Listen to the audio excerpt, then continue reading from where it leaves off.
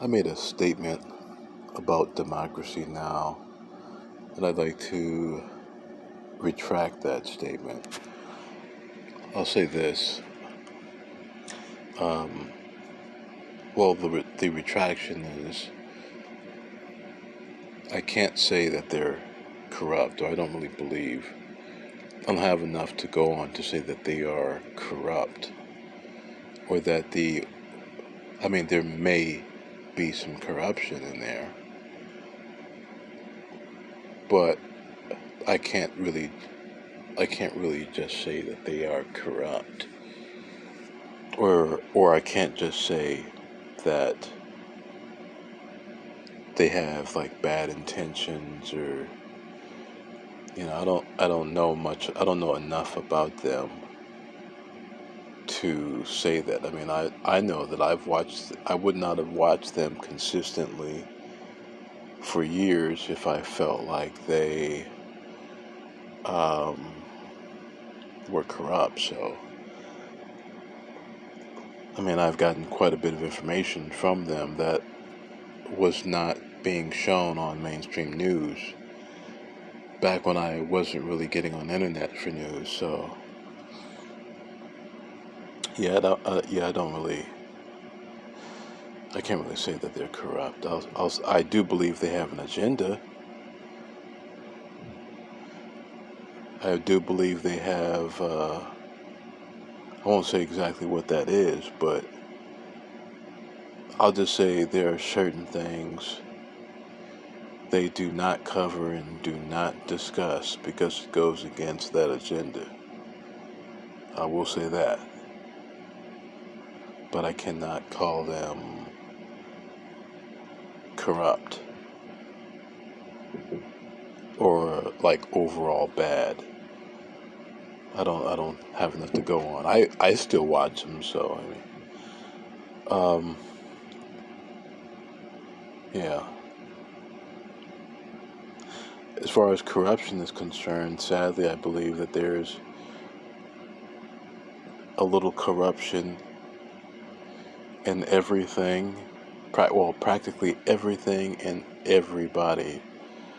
But I guess the question is, how much corruption is in us? Are we so corrupted that we are not salvageable as beings, or as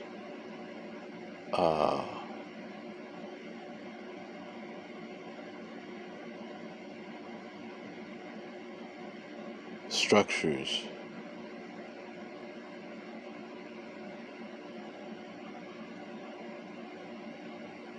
So, because I remember, it's interesting how, when you have power, or when you're in a position of power, the more power you have, the more opportunity you have to be corrupted or to be tempted.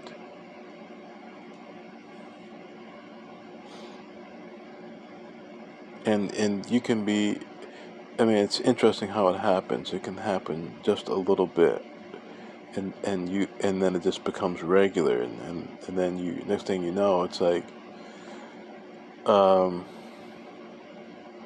it's just a part of your life.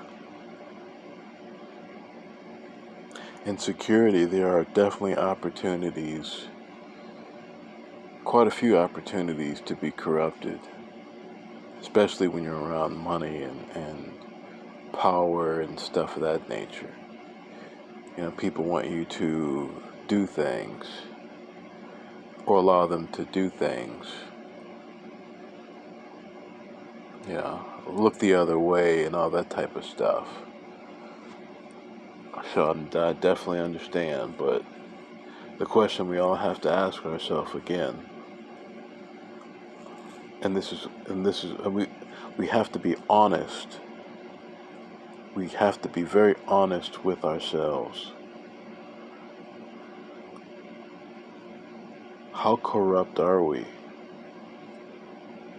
as beings? How honest are we as beings in the scheme of things? You better be willing to look at the ugliness of yourself and see it. And that's a hard thing to do because we generally only want to see beautiful things about ourselves. Or as beings, we seem to want to downplay our shortcomings and raise up our um, strengths, project our strengths as beings, maybe even embellish or exaggerate. But when it comes to our weaknesses, we want to minimalize those, and our favorite, one of our favorite phrasings is, well, nobody's perfect. We all make mistakes.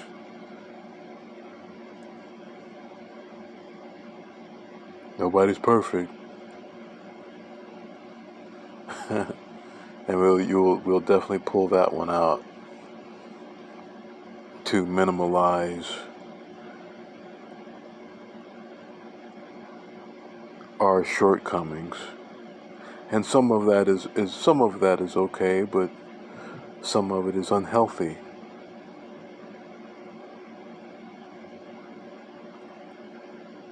Some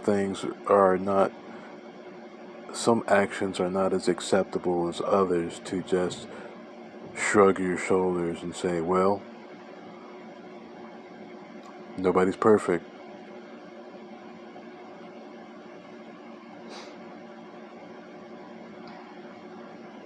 So, we all have to work on ourselves, and anyway,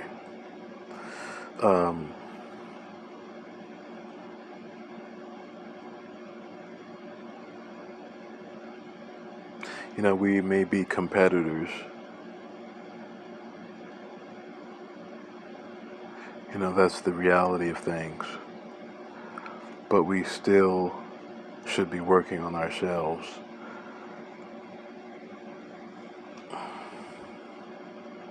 What do I mean by that?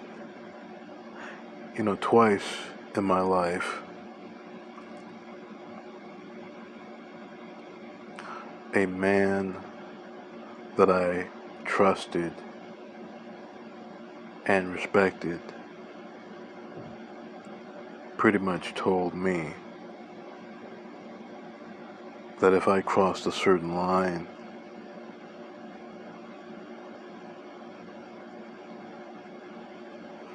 that would be the line that would put my life in danger. And I respect that. And I believe people should talk to each other in that way. When you really understand, when you really care about somebody, I think you should talk to them that way, just so they know, just to ensure that they don't step over that line without knowing the consequences.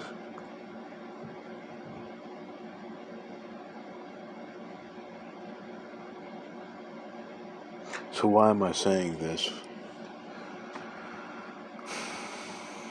I guess I'm saying this because I don't want people to just take me as being their friend or as friendly because they agree with me on certain things. I might not be your friend. I might not like you. But that still doesn't change the fact, well, it does not change the concept or idea of you working on yourself.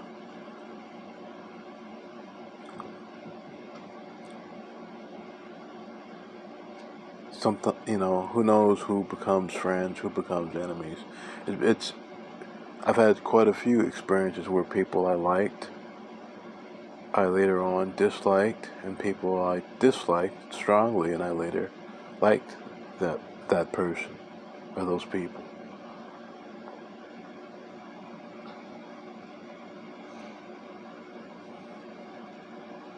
So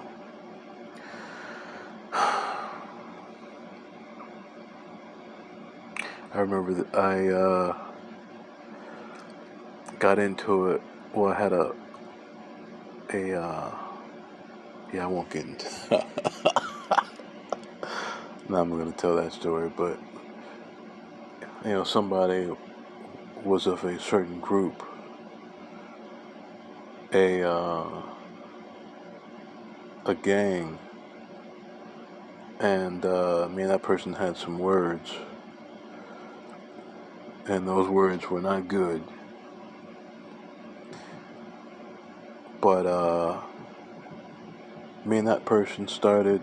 So I don't know what happened, but we ended up talking to one another, and every time we saw each other after that, we were on good terms.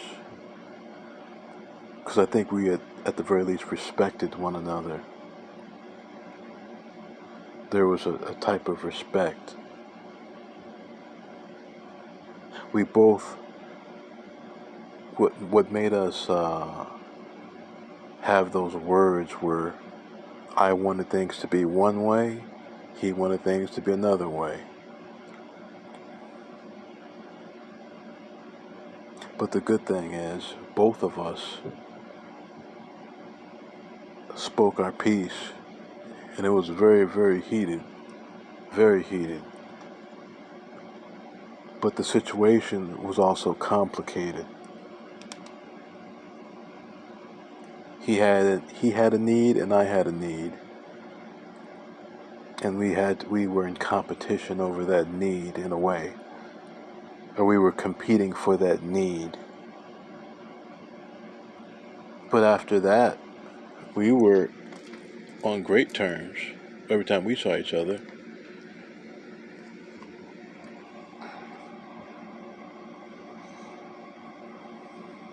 But anyway, it's just very interesting how things happen.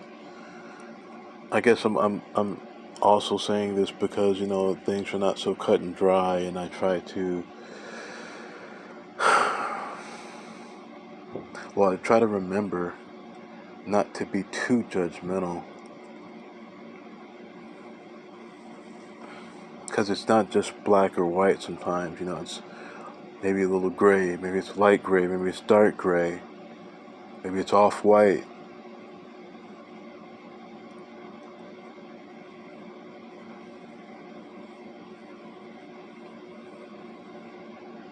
All right, take it easy.